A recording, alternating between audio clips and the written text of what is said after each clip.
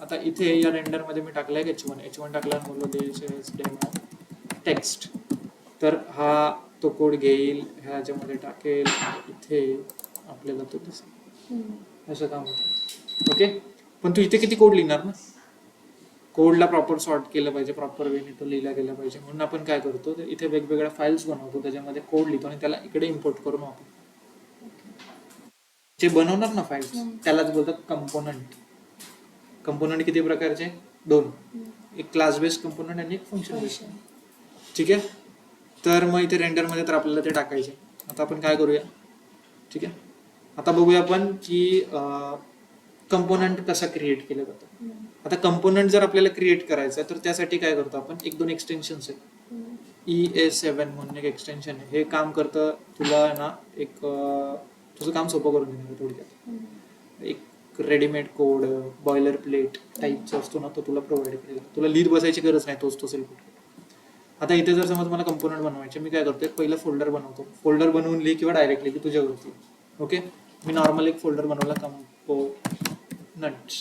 बनव असं कंपल्सरी नाहीये, आपण फक्त कोड तर रोज ह्याच्यात कोड लिहिणार, तो वेगवेगळा राहण्यासाठी फक्त बनवतो. आता कंपोनंट मध्ये 2 टाईपचे कंपोनंट तुला बोललो, कोणते? क्लास बेस आणि फंक्शन बेस. आता जर समज तुला फंक्शन बेस कंपोनंट बनवायचे, क्लास बेस, त्याचं नाव लिहि पहिलं. तर नावाची सुरुवात नेहमी कॅपिटलने करायची, कंपल्सरी. मी लिहिलं माय फन, तुला पाहिजे ते लिहि. एक्सटेन्शन काय देणार? JS देऊ शकतो किंवा JSX, दोन्ही पण व्हॅलिड आहेत. JS ठेवूया आतमध्ये जाऊया. आता इथे मला कोड लिहायची गरज नाही, मी फक्त RFC लिहिन, रिॲक्ट फंक्शन कंपोनंट आला. पण हे कसं आलं ते माहित पाहिजे ना, मग त्यासाठी बघूया. नॉर्मली त्यांनी केलंय काय, फंक्शन कंपोनंट म्हणजे बनवलंय फंक्शन. फंक्शनचं नाव आणि फाईलचं नाव आपण करूया मॅच. बनवला मायफन, हा फंक्शन आहे. हा फंक्शन जो कोड रिटर्न करेल तो कोड डिस्प्ले होणार आपल्याला. या कोड मध्ये मी टाकतो समज एक H1, this is function component काहीतरी लिहिलं. हा फंक्शन इथे बनवला. हा फंक्शन मला जर इंडेक्स मध्ये वापरायचं तर इथून पहिलं मला पाठवावं लागणार, तर तिथे चालेल. म्हणजे पाठवायचं म्हणजेच काय, एक्सपोर्ट करायचं. मग मी इथे खाली पण लिहू शकतो आणि वरती पण लिहू शकतो. जसं मी लिहिलं इथे, एक्सपोर्ट करा डिफॉल्ट, म्हणजे काही दुसरं काय एक्सपोर्ट करायचं नाही, तिकडून इम्पोर्ट करतो तर डिफॉल्ट काय तिकडे इम्पोर्ट होणार. तर मी बोललो माय फन नावाचं जे फंक्शन आहे ते, हे असं लिहू शकतो आपण, किंवा या एक्सपोर्ट डिफॉल्टला इथे लावलं तरी चालेल. ओके, सेम आहे, हा कोड व्हॅलिड आहे. आता जर समज मी याला इकडे रन केला तरी चालेल. इकडून एक्सपोर्ट केला, या पेज वरती इम्पोर्ट करायचं आहे. आता इम्पोर्टची लाईन पण इथे आपण मॅन्युअली पण लिहू शकतो, डायरेक्ट पण इथे. आता मी लिहिलं इथे इम्पोर्ट, काय इम्पोर्ट करायचे मला, माय फन फ्रॉम, कुठून इम्पोर्ट करायचे, बाजूची फाईल आहे ना, डॉट स्लॅश नाही, बाजूची फाईल नाही, बाजूला एक फोल्डर आहे कंपोनंट्स, त्या कंपोनंट्स फोल्डर मधला माय फन. त्या माय फनला घेतलं, इथे आहे माय फन, इथे येणार ओपनिंग टॅग माय फनला, सेल्फ क्लोजर दिलं, सेव्ह केलं, इकडे आलो, समजलं. मग हे असं लिहित बसायची गरज नाही, आपण काय करतो, डायरेक्टली हे क्लिअर करतो, रिॲक्ट फंक्शन कंपोनंट झालं. आणि इथे मग तुझा मध्ये जो काही कोड असेल तो कोड लिह, सेम तुला दिसणार आहे. काय डाऊट आहे, समजलं हे? आता हे जे लिहिलं, हे बघ, इथून मी एक डिव पाठवला, तसं मी 2 डिव पाठवायला गेलो, तर मला एरर येतो. हे काय बोलतात की इथून जर तुम्हाला काहीतरी रिटर्न करायचे तर एकच गोष्ट रिटर्न करा. मग आपण काय करू शकतो, तर असे मल्टिपल डिव्स वगैरे तुला जे काय पाठवायचे त्याला एका डिव मध्ये कव्हर करून पाठवू शकतो. पाठवताना मी एकच पाठवते ना आता, असं करू शकतो. याला फ्रेगमेंट बोलतात. हे ओपनिंग क्लोजिंग फक्त ठेवलं तरी चालेल, काय प्रॉब्लेम नाहीये, चालतोय तरी पण.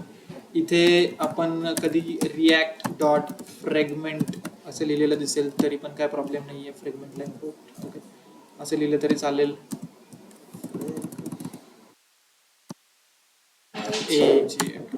फ्रेगमेंट असं लिहिलं तरी चालेल.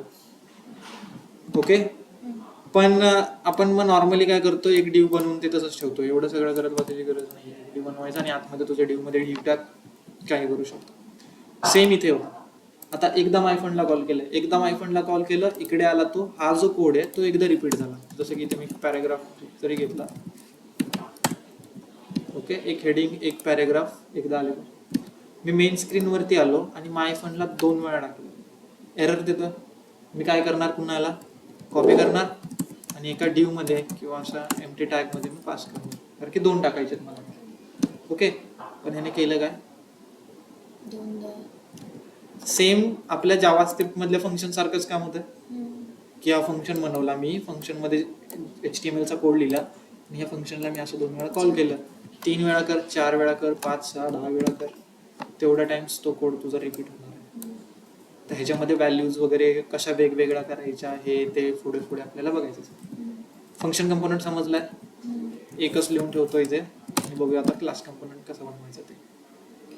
ओके, क्लास कंपोनंट काय एवढं यूज होत नाही, पण माहिती पाहिजे म्हणून आपण बघायचं फक्त. इथे आलो, घेतलं मी माय क्लास डॉट JS.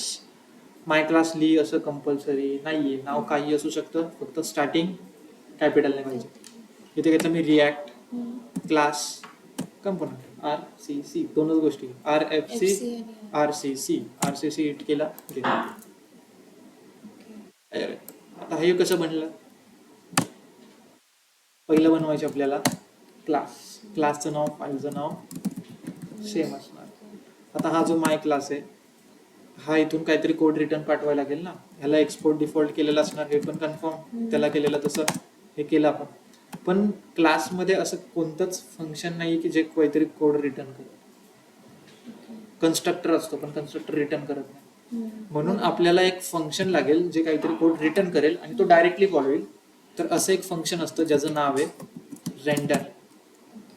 पण हे रेंडर जे फंक्शन आहे ना, ते आपल्या नॉर्मल क्लासकडे नसतं, ते रिॲक्टच्या कंपोनंट क्लासमध्ये. मग त्याला आपल्याला कॉल करण्यासाठी इथे करायला लागेल, रिॲक्टला इम्पोर्ट करायला लागेल.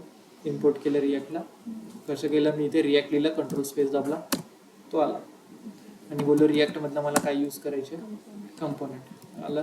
पण रिॲक्ट कंपोनंट मधून आपल्याला जर घ्यायचं आहे ना या क्लासमध्ये, तर आपण एक्सटेंड वगैरे लिहावं लागेल. याला एक्सटेंड करतोय माय क्लास, मग त्याच्यामधली जी रेंडर मेथड आहे ती इथे मी वापरतोय. त्याच्यामध्ये मला काहीतरी कोड रिटर्न करायचे, तो लिहिला आणि तो कोड आता मी यूज करू शकतो. दिस इज क्लास कंपोनंट.